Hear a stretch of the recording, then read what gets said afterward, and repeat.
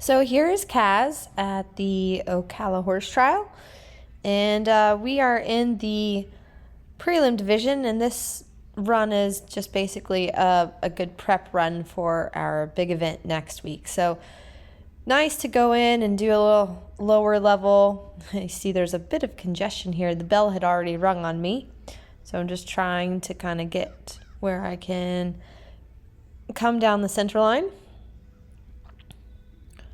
And it's good for him. He tends to get a little tense in the test, so I thought, okay, I'll start off in the trot rising, see if I can keep him nice and relaxed through trot rising. And started off pretty good down the center line. He feels like he's moving really well. Come across the diagonal for our lengthening trot. But then I started to feel like he was getting a little bit stronger than I would like, not really listening to my half halt. So I went into my sitting trot so I could use more of my seat and leg to help him out a little bit. So into our leg yield. And he's moving sideways a lot more freer. He bobbed up and down a little bit against the connection, but overall, I was pleased with that leg yield. And this is prelim test C. So now I'm going to turn here into a halt. It's too bad that I lost the left hind leg in that halt, because it would have been square. And one thing I've been working on is sometimes when we go into halt, he likes to get pretty distracted and stick his head up like a telescope. So I said, hey, no, stay down with me. And then I waited to make sure we were nice and immobile and did our rein back into the trot. So now preparing for our next leg yield.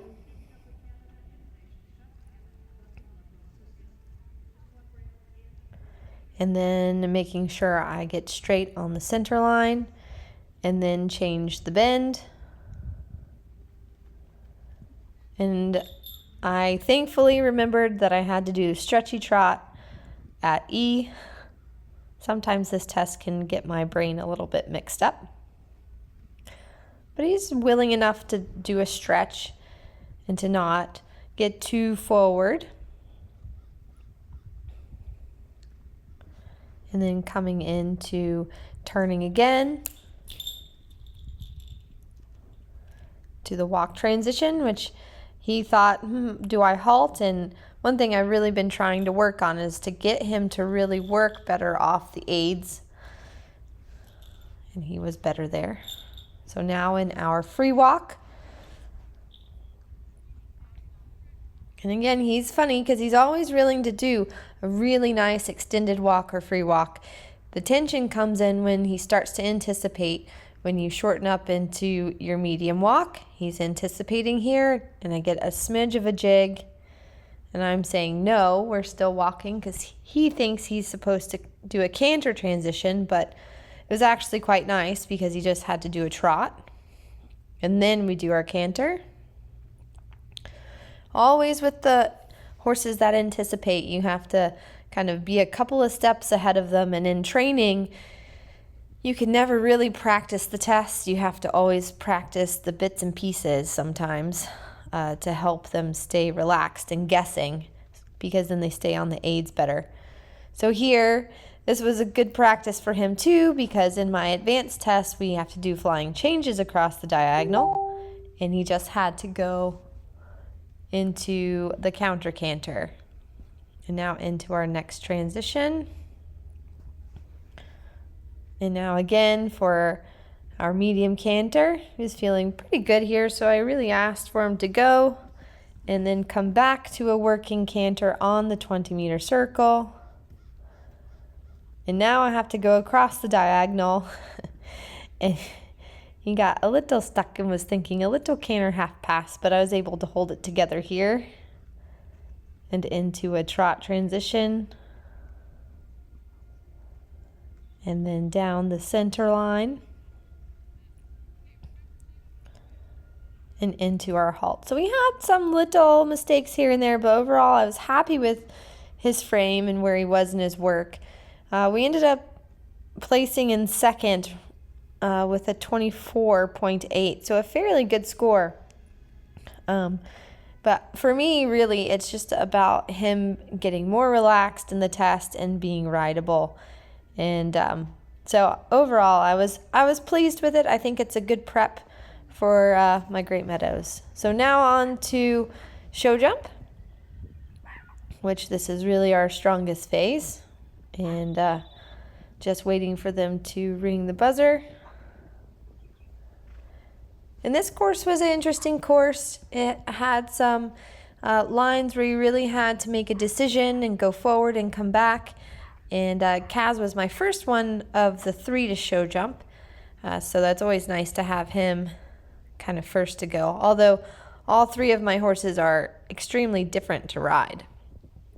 And coming through this turn, I kept it snug, and then I got a little bit of a deeper distance than I maybe would have liked because I had to move on down to the 6, which then meant I had to steady for that double. But he's so well and so balanced, he did that quite lovely. And now to this oxer. I was able to get the 7 strides, but I had to keep coming, but then again steady.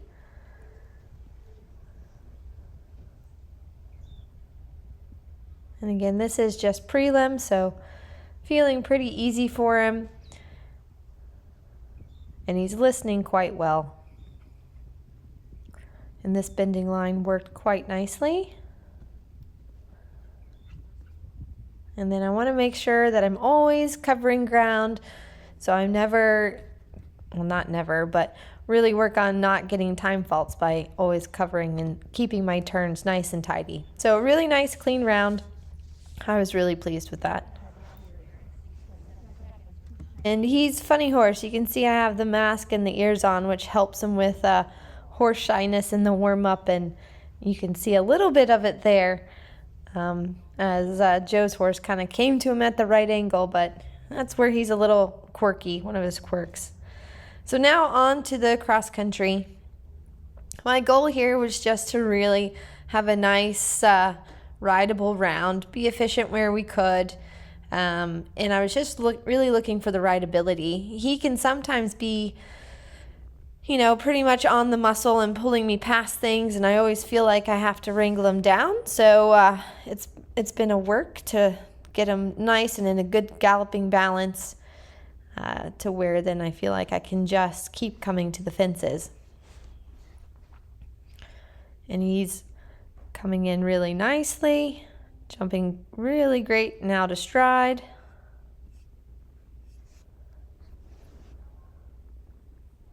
And he felt very happy to be back out on course. This is our first competition back since our Kentucky course back in April. And he felt pretty good. Didn't really feel like we were knocking off any rust. Just he felt even better, so that's always a good feeling to have.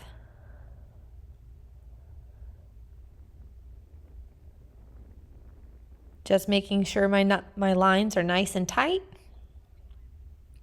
So anywhere I can save ground, that means sometimes you may see on the helmet cams when I ride a little bit to the left or a little bit to the right, I'm really just trying to save that ground. So now I'm coming up to the corner mound combination, and you'll see I'll start to dial him down. And he actually did pretty good about listening and coming back and making sure I can get a good shot up on the hill. And then the 5 just rode beautiful to the corner, and that felt really, really good. I was really pleased with him there.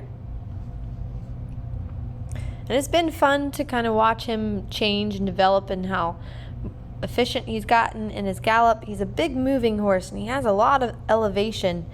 And so making sure he's happily balanced so I can just keep rolling into the fences makes all the difference. Had a little bit of discussion there about turning left to come to the water, but that can be a hard area as the barns are kind of right there. So get a pretty nice shot coming to this table here. He's actually pretty funny because I have to tell him, hey, no, not that one, because he didn't know if he had to do that little baby novice one or not.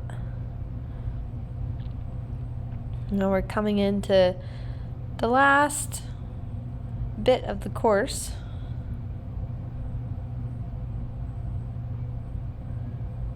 And again, you'll see I went a little left to right there. And now I'm going to kind of come over and jump the right side of this table, as then I have another turn to the right to come into the water. So all those kind of help me save some ground there.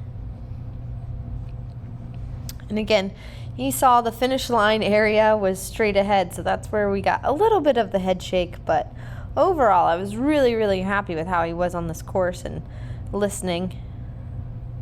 Really great through the water. And he has such a lovely expression. And now we cruise on to the last fence. Always want to make sure that we have the correct balance and respect the last fence. And he was super.